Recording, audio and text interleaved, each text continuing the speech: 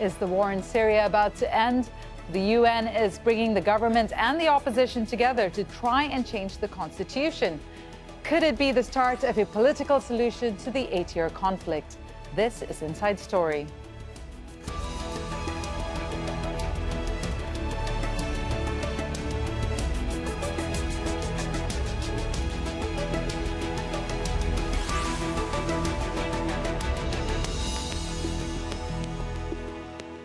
Hello and welcome to the program. I'm Divya Gopalan. 8 years of war have devastated Syria, an estimated 500,000 war dead, millions more living as refugees, and a country in ruins.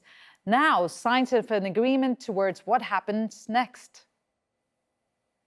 After 2 years of negotiations, the United Nations says the Syrian government and the opposition will sit down to rewrite the constitution. The UN hopes it's the first step towards restarting political talks to end the fighting. But Syria's largest ethnic minority, the Kurds, is angry at being excluded. All that's happening as government forces backed by Russian airstrikes continue months of onslaught in Idlib. That's the last remaining rebel-held province. I strongly believe that the launch of the Syrian-owned and Syrian-led Constitutional Committee can and must be the beginning of the political path out of the tragedy towards a solution in line with Resolution 2254 that meets the legitimate aspirations of all Syrians and is based on a strong commitment to the country's sovereignty, independence, unity and territorial integrity. So let's have a look at the power of balance in the battlefield. The Syrian government, backed by Iran and Russia, control nearly 2/3 of the country. Opposition armed groups are mainly confined to Idlib province in the northwest. The Syrian government launched several offensives to retake the last major remaining rebel stronghold months ago. Turkey backs some of the fighters in Idlib and has military forces in other cities in northern Syria. Turkish troops went into Afrin, Jarablus, and Al-Bab after launching an offensive against ISIL and Syrian Kurdish fighters, the YPG. Turkey considers the YPG a terrorist organization and wants them out of the border areas. The Kurds are backed by the US and control much of northeastern Syria.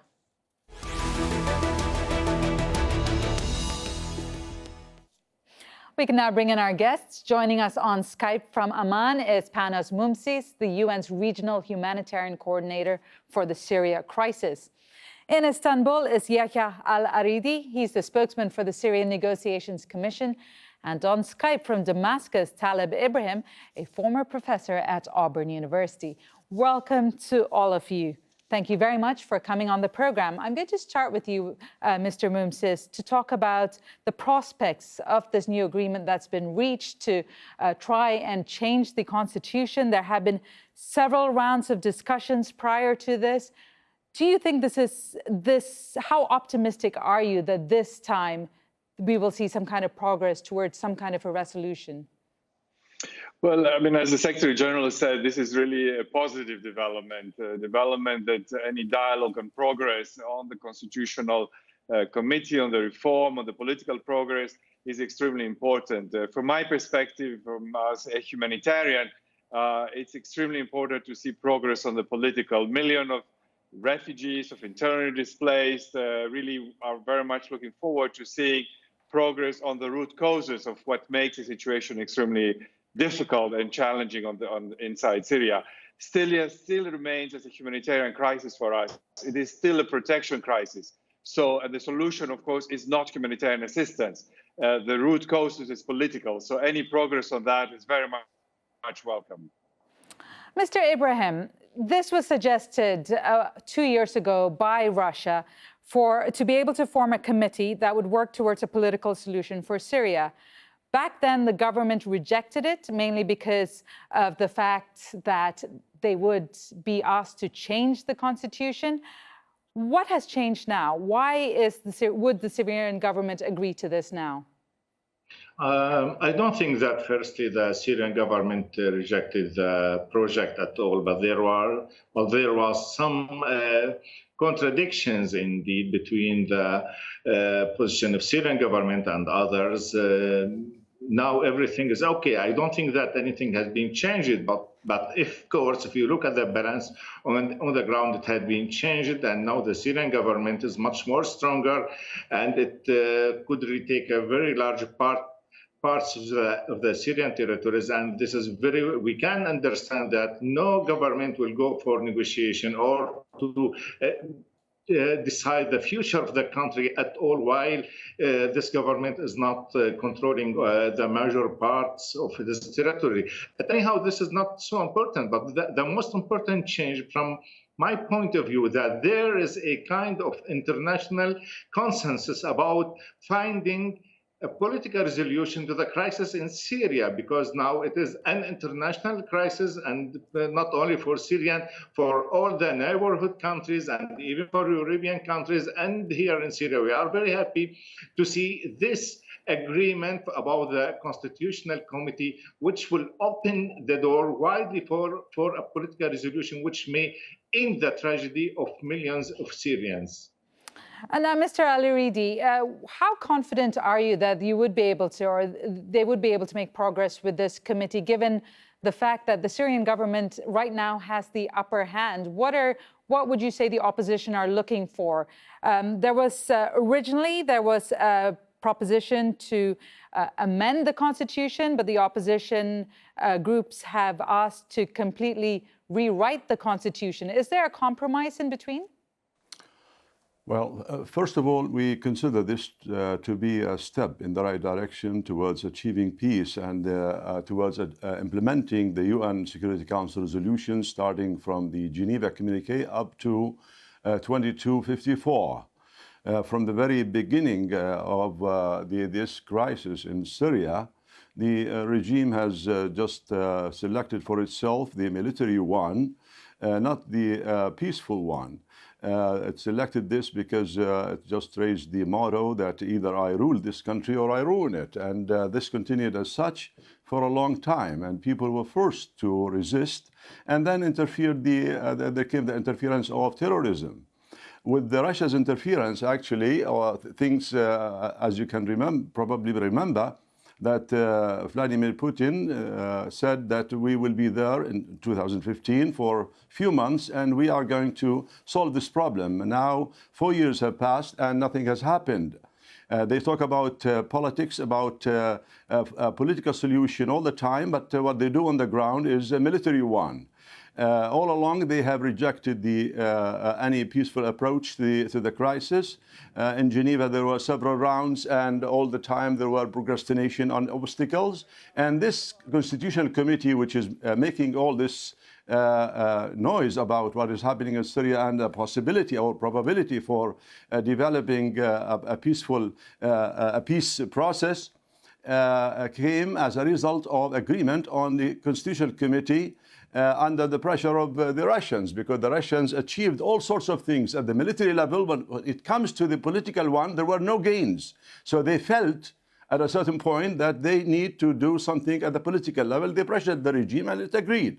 And we hope that this first step could be an introduction to a real political peace process that would bring Syria back to life. This is our expectation and this is our hope. And we need to put Syria as a priority over any selfish interests or any aggression or personal interests, because it concerns everybody, especially when it has become a world issue. So many hands are interfering in the Syrian situation, and there has to be a solution. The Russians probably, at last, they came to their reason, and they pressured the one that selected the military path all the way. And now we hope that there could be an international will to again bring Syria back to life through an actual, real, substantial political process. Okay. Mr. Moumtzis, the people that are suffering the most in the midst of all of this are the people of Syria. Many of them have had to leave the country to find security and safety. How do you hope that their interests and their voice will be heard within the framework of these constitutions or during these discussions that are being planned? Well, it is vital that the voices of all Syrians, whether they're inside, but also the refugees or displaced people, are very much taken into account to be able to move to a way forward. At the moment, every Syrian will be watching and following very closely to see how it progresses, and most importantly, what impact would it have in their lives in the near future, but also in the years to come. There is a lot at stake. Many Syrians have gone through tremendous suffering, displacement, losing loved ones.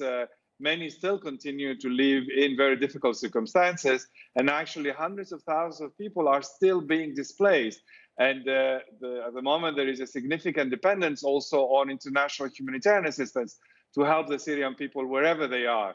So their voices, participation, and taking into account their concerns is extremely vital for a constructive way forward. I think that cannot be emphasized enough. Mr. Ibrahim, and I'm going back again. Previously, there were issues with forming this committee, previous versions of this committee, because of the makeup and the fact that the opposition would be involved. How willing do you think the government is to work with the opposition for a political solution?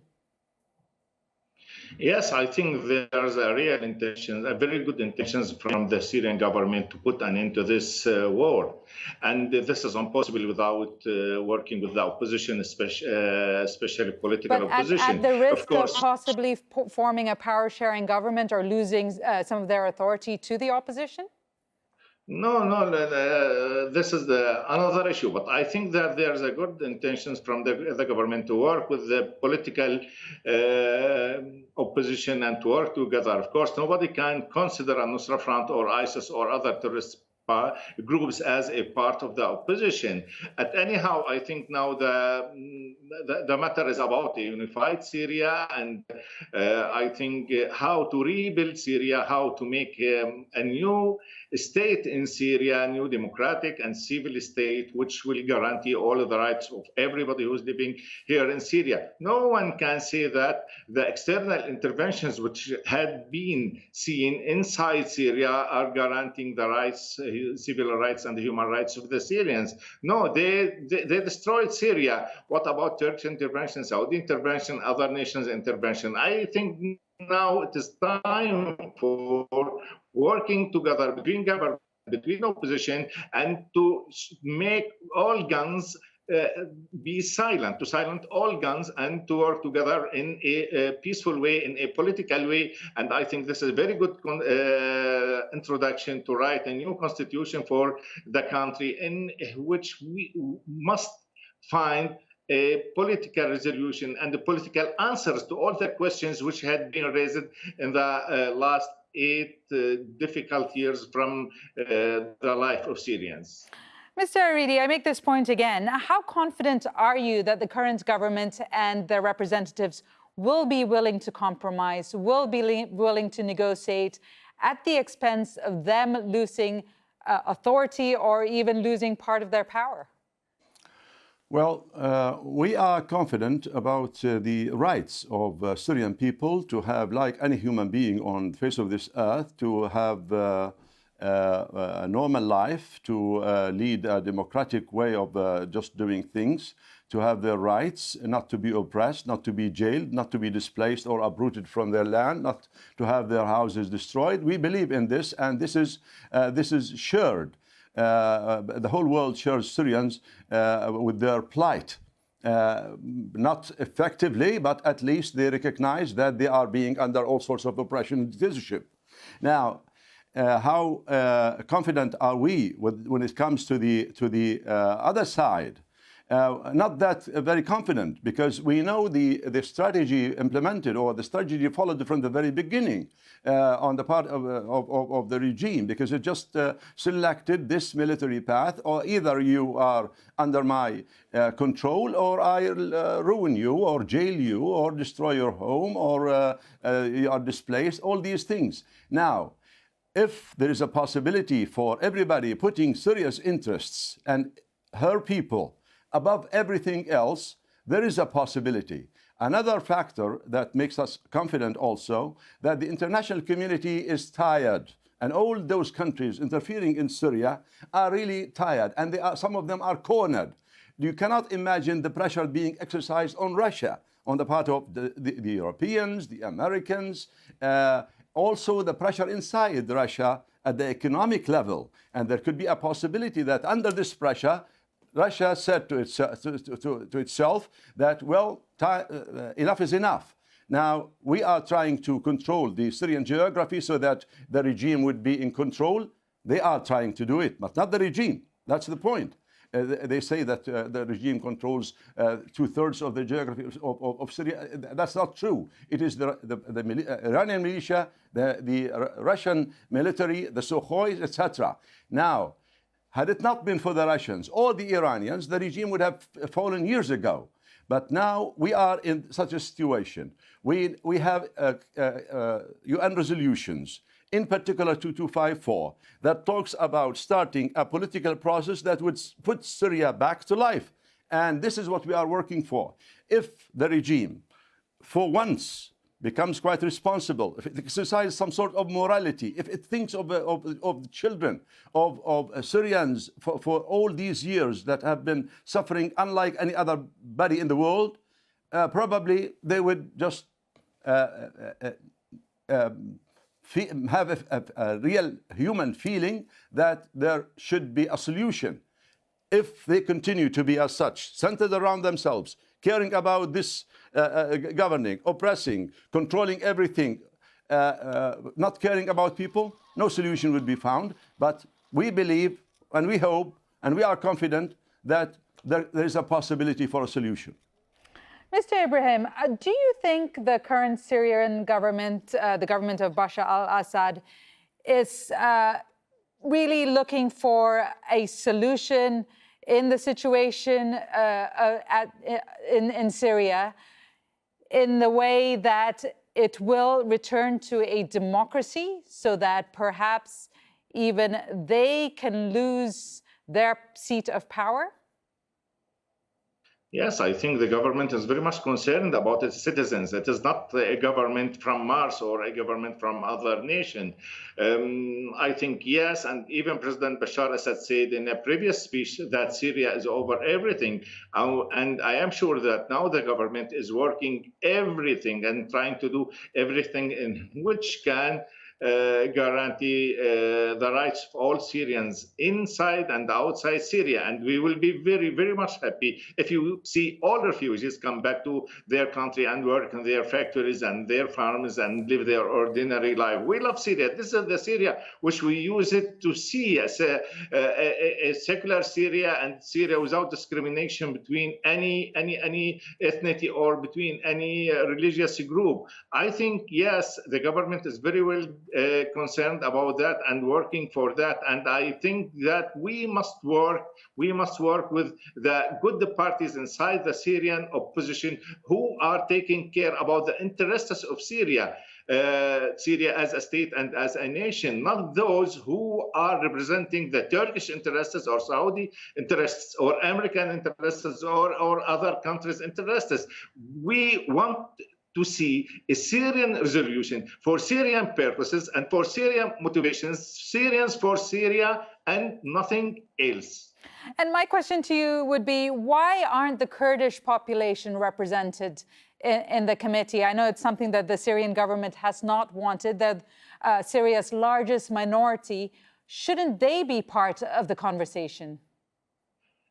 From the beginning, Kurds isolated themselves in the east of Euphrates, and they had chosen to work with the United States, not to work with other Syrians. They were fighting ISIL fighters. They are not working. Yes, fighting ISIL fighters does not mean that they must put their hands on oil resources and on agriculture and not to burn the corpse of other Arabs and not to push Arabs out of that area. There's a kind of very, very, very, very ethnic discrimination between Arabs and between Kurds. This kind of discrimination and displacement is being made by Syrian Democratic Forces, who is heavily backed by American. This group from the beginning, they had chosen to isolate themselves. You say that, but every group was represented by someone else. Every group had a backing from someone else. Regardless, I'm going to leave that there. I'm going to go back to Mr. Moumtzis and ask you about the plight of Syrian refugees. Many of them are living in limbo with no prospects to go home or to leave. Will there be any provisions made during these discussions which could take a very long time for them? What do you hope that they will be able to do in order to get back home? Well, the plight of the Syrian refugees is extremely important. Of course, also the plight of the millions of Syrians who are displaced within their own country. Many people are really been suffering with that. The United Nations Secretary General, through his special envoy, Mr. Geir Peterson, is leading the United Nations discussions in Geneva in really moving forward. So the lives of the Syrian refugees, and I would say the overall humanitarian response, it's very much dependent on seeing progress on all these fronts. Most Syrians are tired. This has been going on for far too long. So this agreement is very welcome, if anything, long overdue. Many donors also who continue to pay billions of dollars every year to support the refugees. The country, there is a certain fatigue. We're now into 8-9 years of a conflict, and everybody wants to start seeing an end to it with the peaceful coexistence of everybody in a peaceful way forward. So there is a lot at stake right now. And of course, most importantly, the Syrian people want to see that. Many Syrians suffer, of course, also economically. The situation, the needs that we see inside are increasingly more protracted. There's a need for education for all, for health, for livelihoods. And many of these needs also cannot be covered just by humanitarian life-saving. So it's really important that the political process progress, which will really open the door to many other aspects of development, reconstruction, peace and stability, coexistence, resolving the refugee, resolving the humanitarian needs, and to help the Syrian people to stand on their own feet and see a better future for themselves.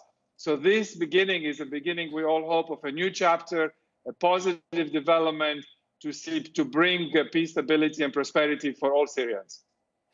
And Mr. Al-Aridi, we've run out of time, but very briefly, what do you hope will come out of this constitutional committee, particularly with the opposition? What do you think, what would the opposition be asking for from the current government? Well, there are several things I wanted to comment on very quickly. Just this reference to the refugees. I refer you back to what Guterres, the UN Secretary General, has said about confidence-building measures. One of the things is that to allow those refugees to come back to Syria without being put in jail, to provide the proper and natural environment so they are not under threat, and to improve the economic situation. And this cannot be happening without getting involved in the political process. Another thing related to the Kurds issue that you just mentioned, that they are not being represented. I tell you that if it is an issue of a component called the Kurds, who are being denied all their rights for decades, I tell you that in the 50 in the Constitutional Committee, 50 members in the SNC, Syrian Negotiations Commission, they are represented by the Kurdish National Party, but not the PYD, because it's considered to be labeled in one way or another. Another thing, what we expect those confidence-building measures to start. At least the release of detainees or those who are imprisoned for years and years, and some of them died under torture. You know, that Caesar issue that took 55,000 pictures of 11 of them were dead under torture. All these things need to be taken care of so that there could be a feeling of responsibility towards starting this political process. With this opening of the Constitutional Committee, there could be a political process that again could bring Syria back to life. But it needs goodness, it needs confidence, it needs belief in Syria, and it needs somebody honest and moral. Thank you very much. Great to speak to all of you. I'm afraid we've run out of time. Firstly, thank you very much, Mr. Yahya Al-Aridi. Mr. Taleb Ibrahim, good to speak to you. And Panos Moumtzis, thank you all very much for your time. And thank you too for watching. You can see the program again anytime by visiting our website. That's at aljazeera.com. And for further discussion, why don't you go to our Facebook page? That's facebook.com/AJ Inside Story. You can also join the conversation on Twitter. Our handle is @AJ Inside Story. From me, Divya Gopalan, and the whole team here, it's bye for now.